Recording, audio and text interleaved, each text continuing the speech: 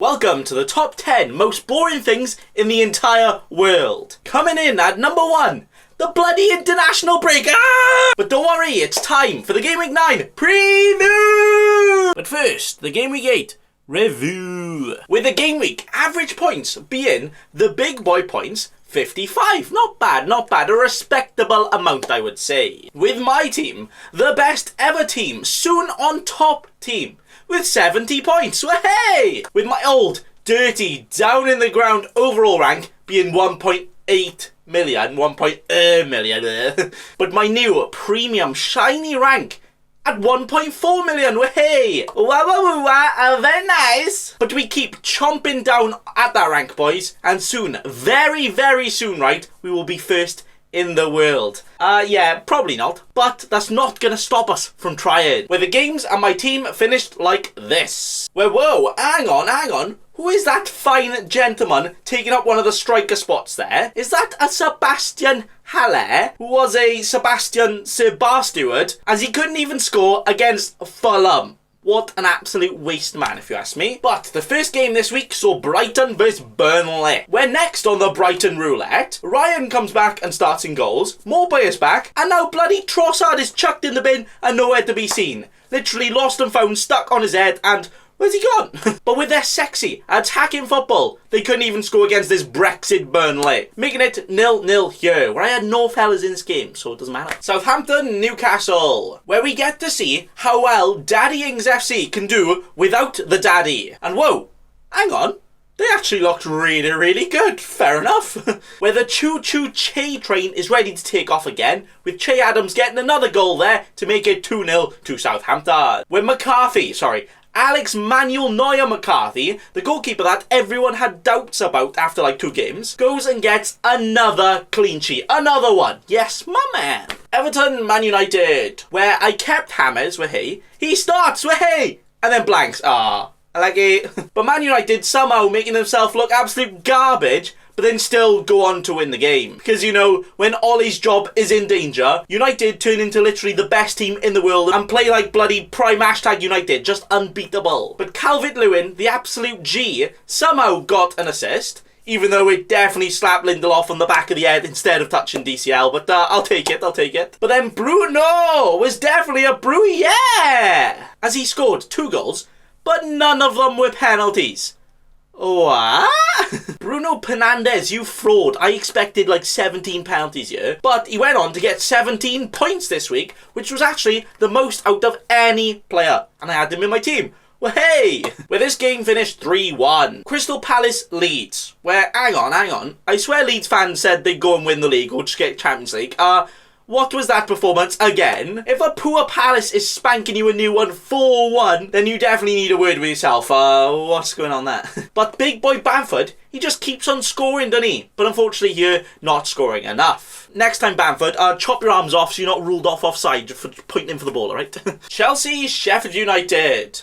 Sheffield lads, do you want to stay in this league? Like, do you want to? No win so far, only 1 draw, and I've actually only scored 4 goals in their 8 games. Oh dear. But Chelsea are finally starting to rev their engines and just absolutely going for it every game, where here they chucked in another 4 goals. Could they actually be the team that scores the most goals this season and the one that are like the best value? Well, right now they have actually scored more than any other team. Ooh. Where Ben Chilly Willy got in some of that action himself, getting a goal this week to net himself 8 points for me. Yes, my man. West Ham Fulham. A West Ham team playing 5 at the back and 2 defensive mids against a Fulham team that are very much still championship level. And of course, to define how this game went, it was a Susek goal to separate them. No surprises really, was it? But look man, don't try and do that penalty again, right? Your first ever penalty to get a point for your team when you desperately need it, and you do that. Okay then. But I myself brought in big boy Haller to try a cheeky 1-week punt for all of the points, where all he did was slap the crossbar in like the first 5 minutes, and then just went on and twerked his way out to my team after he did nothing else, only getting the 2 points. I like it. West Brom Spursy, where You know this Spursy team, the one that literally cream-pied United and look unstoppable at times, only just go and beat West Brom. But that's just Spursy doing Spursy things, really. But thankfully, very lucky for me, right at the end, our boy Harold Kane, my captain Kane, gets his noggin on the end of the ball to get that ball into the back of the net, scoring a very important goal. With Captain Kane scoring a very pleasant 9 double to 18, which means he actually hasn't blanked once since the very first game week of the season, which was against Jordan Pickford. See, Jordan Pickford just best ever goalkeeper, right? But Kane, that's impressive, wow. But again, for like the third week, I've captained Kane myself and definitely justifying why I brought him in, where my main goal was to captain him, and all 3 weeks that worked, so hey. Oh yeah, but if you're a Sun owner, I just have one word. Unlucky!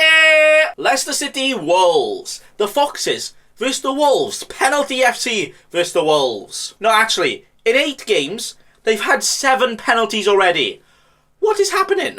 And it was no surprise that the only goal they scored in this game was a penalty. And guess what? They actually had another penalty, but they missed that. All of the penalties happening. But James Justin, Big JJ, missed a consistent budget defender with another clean sheet to put in my basket. And also very nearly almost had 2 assists, where the missed penalty was actually won by James Justin. So close, lads, but I can't complain with 6 points. Man City, Liverpool, our damn son. It actually felt like I've sniffed like 17 lines of coffee watching this game. It was just constantly back and forth, attack and attack and attack. All of the action.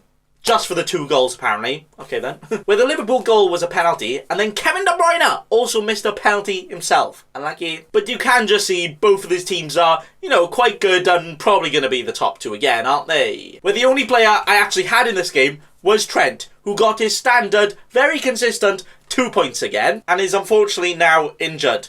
Still essential though, right? Yeah. But 1-1 it finished there. With the final game of the week being Arsenal Aston Villa. Why are Aston Villa the best team in the league when they come up against a top 6 team, but then when they play anyone else, they just turn into like a 5-a-side team against 11? Like, what are they doing? But wow, Arsenal, whew, their strategy, their tactics are just so inspiring, man. Inspire me to go to bloody sleep, but they're literally the most boring team ever. But Grealish pulling the strings again and doing quite well this season, isn't he? With Oliver Watkins also scoring 2 golassos to make the game finish 3-0. Yeah. So that was it for the week. 70 points for me are not bad at all, fellas. As we continue that grind and climb to the #1 spot in the world. Eventually, right? Might take me 10 years, but we'll do it. Where we move on to the Gameweek 9 preview. Where we see my team here, lads, don't we? Yeah, it's not looking too bad, is it? Well, do I have something up my non-existent sleeve for you, lads? Where I have officially grabbed the button and smashed it. What button, you may ask? The Wildcard button. Hey, officially confirmed Wildcard is active. So just stare at the team as I do a bit of Thanos cosplay and it's gone. Bye team, new team incoming. And we're gonna recruit the best ever players. But, big but, I'm not actually gonna reveal my current wildcard draft just yet, as I pretty much don't have one. And I have like 2 weeks to tinker with it over the international break, so it's definitely gonna change a lot. So instead of showing you a team, let's just chinwag with specific players that I actually want in my team and are very high up on my hit list for Nathan Bacon FC. So in goals, there are 2 candidates right now for me, which are actually Martinez, surprise, right? But then also Fabianski, who, if you didn't know, has actually scored more points than any keeper right now.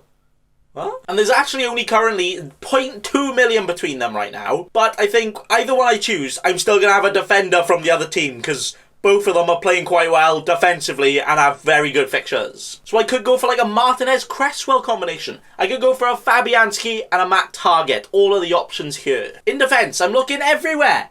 Apart from Liverpool, because they have been damn scam artists this season, are they? Where are all the points I was promised? But I think the name that is probably guaranteed to be in my team more than anyone, unless both of his arms and legs fall off during the international break, it's Benjamin Chilwell. Chelsea defence, good. Somehow. And he's just this season's Trent, isn't he? Just all of the points for incredible value. But then, do I want to go risky and double up on the Chelsea defence? No, not really. But who else I'm looking at is either one of those West Ham or Villa defenders, probably Kufal or Matt Target. But then maybe even a Man City defender, whoa, imagine saying that, where we have Ruben Diaz, who is probably the most nailed, but very boring, literally zero attacking threat ever. A João Cancelo, who plays just beautifully, man, and hopefully won't be rotated too much, and he's quite a bit cheaper, and he's pretty damn good value. Or just a Kyle Walker, who is actually a lot more nailed than you think. He literally plays like every single game for City, so might not actually be a bad shout. But he literally does not need a single break. Someone go and test him right now. But then also we have the likes of like a Killman or a Bellerin or even a Lamperty, a few other ones juggling around there who we could go for if we wanted to. Then the midfield, where cash do be splashed. Man City's fixtures are turning, and unless you want your rank to continuously turn worse, I would highly suggest probably getting at least one of them in right now. So could that be a Sterling or Kevin De Bruyne? But I myself am not a madman and want someone to actually score points, so De Bruyne it is. Then do we go for a Liverpool attacker? Are a Salah or Mane needed? Probably if you want to do well. And somehow, I haven't owned Salah once this season, and I've only owned Mane for one game week as well.